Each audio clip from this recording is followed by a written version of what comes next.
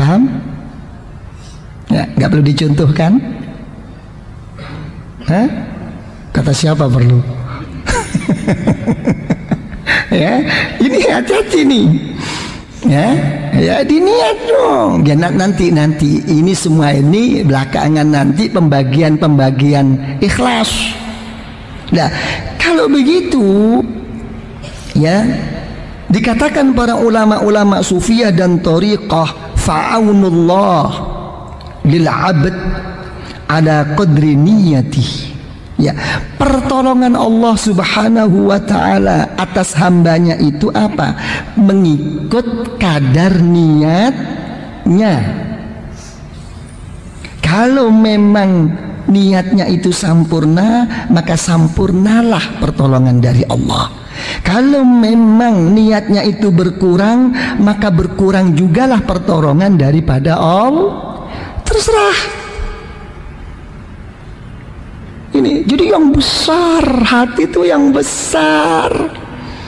Ya, gitu kan. Ini semua ini apa? Ada background yang begini. Ini ada background apa? Ada background besarnya hati atas rahmat Allah. Dan ada background lagi di belakang kita itu apa? Bahwa kita tidak bisa melaksanakan yang begitu sampurna. Lihat kondisi kita, akhirnya diputus dengan niat. Ya kan? Ini hati-hati ini. Jadi pertolongan Allah ikut ukuran niat. Gitu. Nah, untuk melaksanakan niat, sudut mana ini? Niatnya sudah. Ya, sekarang tinggal melaksanakan, membuktikan niat baiknya, ya, dengan kesadaran yang begitu tinggi itu dari mana? Tidak akan berhasil tanpa adanya suatu keyakinan. Ya. Ini seperti yang telah dikatakan oleh Luqman al-Hakim alaihi salam, ya, terhadap putranya. Beliau mengatakan, ya bunayya la yastata'ul amal illa bil yakin. Suatu pembuktian kita menghadap kepada Allah dengan dibuktikan sejelas-jelasnya itu tidak akan terlaksana tanpa adanya keyakinan. Jadi kalau begitu bagaimana? Wala ya'mal illa biqadri yakini. Orang-orang itu tidak akan melakukan sesuatu kecuali mengikut ukuran keyakinannya. Ya, kira-kira secara lahiriah. Ya, dengan keyakinan hati kita memperoleh sesuatu dari siapapun. Kira-kira kita makin semangat apa enggak? Makin menggebu-gebu apa enggak? Di sini ukurannya. Ya. Jadi kalau Anda tidak bisa membuktikan suatu kebaikan, ya, itu berarti Anda kurang keyakinannya. Gitu. Malah bisa-bisa ini makin melorot, turun menurun. Ya. Maka makin kurang yakinannya. Na'udzubillah. Lebih-lebih kalau di dalam menurunnya suatu pembuktian keyakinan berbentuk amalia itu sendiri, sampai dia menipu dirinya dengan alasan-alasan macam-macam, yang sebetulnya alasan itu dengan ukuran orang pikiran sehat nggak perlu diutarakan. Kenapa kamu tidak beribadah? Kenapa kamu tidak berzikir? Kenapa kamu tidak kumpul-kumpul? Kenapa kamu tidak datang? Enggak, ini masalahnya. Hati-hati. Seorang dokter atau seorang guru thariqah itu tahu, begitu itu tahu sebetulnya itu. Ya. Kenapa masalahnya itu? Ya, ya memang pembawaan diri manusia kan begitu kan. Kalau diajak suatu perbuatan baik, ya, terus sampai menanyakan tentang keberadaan dirinya, akan menjawab jangan datang kok. Kan begitu Pak Sufyan. Mau berangkat ya pagi ini ya. Kok pinggang saya? Jawab pinggang ini. Iya sakit. Memang dicari. Sebetulnya waktu jalan nggak ada apa-apa.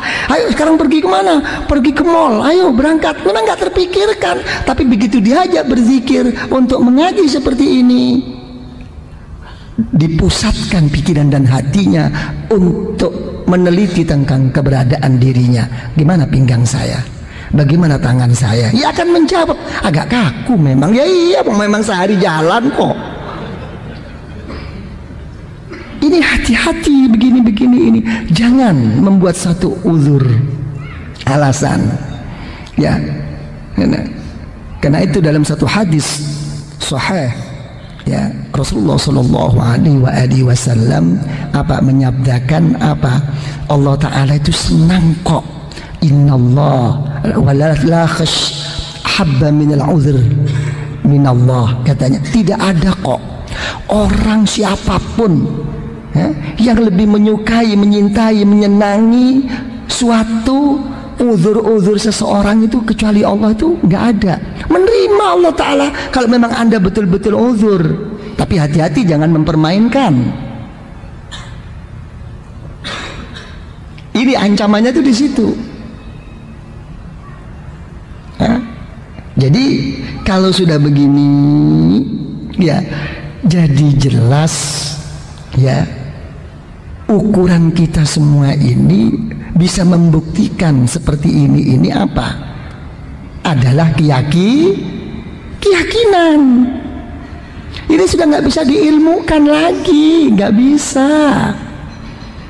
Itu kan, karena itu yang dinamakan taufik itu apa? Khalqut ta'ah. Ya, lihat dalam ilmu-ilmu tauhid. Ya, yang dikatakan taufik, orang-orang yang mendapatkan pertolongan dari Allah itu apa? Khalqut ta'ah, telah dijadikan dan dibuktikan oleh Allah dia telah bisa melaksanakan suatu pengabdian berbakti kepada Allah. Jadi walaupun ilmunya banyak, rencananya banyak, tujuannya banyak, selagi belum bisa dibuktikan, itu sama dengan orang belum mendapatkan taufik wal hidayah. Ya. Apa mau tanya? Tapi niatnya masih dicatat nggak? Hah? Orang yang demikian itu niatnya masih dicatat Allah. Wah, ini rupanya ngejar niat terus. Begitu bagus ini ya. Yang dicari pahala terus. Betul memang. Apa artinya sebuah pahala? Apa artinya sebuah obat dan vitamin kalau kenyataannya pantangan-pantangan itu sendiri tidak bisa dijauhi? Apa artinya mendapatkan suatu pahala dari Allah, mendapatkan suatu macam-macam dari Allah kebaikan, tapi kenyataannya kalau hatinya tidak bercahaya, bernur daripada Allah? Apa? Sembahyangnya 10 menit, ya, yang Allah Ta'ala telah menjamin inna sholata tanha 'anil fahsya'i wal munkar. Salatmu itu sesungguhnya bisa mencegah, bisa menjauhi dari apa-apa yang tidak diridhoi oleh Allah. Tapi kenyataannya bagaimana? Kalau kita misalnya keluar habis sembahyang, ya, yang laki nampak orang cantik, seksi lagi, ya, yang perempuan nampak orang laki, belum lagi nanti lepas berapa jam ini. Apa artinya sebuah pahala kalau memang kita nggak bisa menjaga ini dan itu tidak menjadikan satu nur? Kira-kira banyak mana pahala kebaikannya daripada keburukannya kalau udah begini? Nah, ini yang mengakibatkan orang di dalam beribadah kepada Allah hanya sebagai rutinitas, melihat satu kewajiban, bukan karena Allah, tapi karena takut neraka, ingin salah. Bukan salah, memang manusia memang begitu kok sifatnya, tapi akibatnya ini harus kita bicarakan. Ini nggak ngomong tentang syariat mahdoh, tidak hanya ngomong tentang hukum, tidak. Kita ngomong bagaimana kita jadi baik, lain dong, dan tahan bantingan untuk menghadapi segala macam ujian. Ini kalau bicarakan baik, siapa yang nggak sembahyang? Semua ini lebih sembahyang kok tadi subuh. Ya apa begitu? Tapi tolong nanti habis ini pergi ke Ancol sana, jangan tertarik sama orang, jangan cinta sama orang, menjaga perasaan hati aja. Melihat orang begini, begitu, kadang-kadang lihat bajunya orang kelir ini, kelir itu, udah nggak bisa kok. Aina sirrus shalah wa nurus shalah? Di mana rahasia dan nur di dalam kamu sholat, di dalam kamu berzikir kepada Allah? Tolong ditanyakan, di posisi mana? Di mana nurnya, sirinya? Nggak hilang, lagi ngelencer. Jadi nurnya aja udah ngelencer, udah jalan-jalan, apalagi orangnya. Ya. Terus gimana? Mau tanya?